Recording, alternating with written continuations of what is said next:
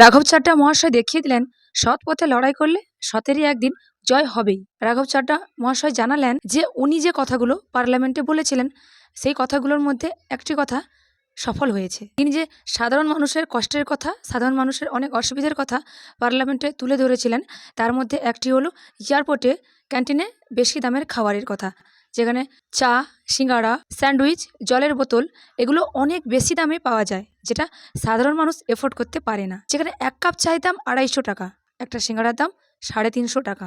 এত দাম দিয়ে খাবার খাওয়া সাধারণ মানুষের পক্ষে সম্ভব নয়।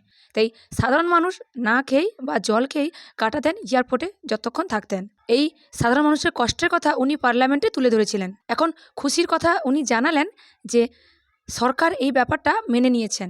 সরকার রাঘব চাড্ডা মহাশয়ের এই কথাটা মেনে নিয়েছেন, যেটা সাধারণ মানুষের কথা ছিল, এবং এটা সরকার বিবেচনা করে মেনে নিয়েছেন এবং রাঘব চাড্ডা মহাশয়ের কথাটাকে প্রাধান্য দিয়েছেন, যেটা জনসাধারণের কথা, যেটা সাধারণ মানুষের কথা। এবার থেকে দেশের এয়ারপোর্টগুলিতে সামর্থ্যের ভেতরে ক্যান্টিনে খাবার পাওয়া যাবে।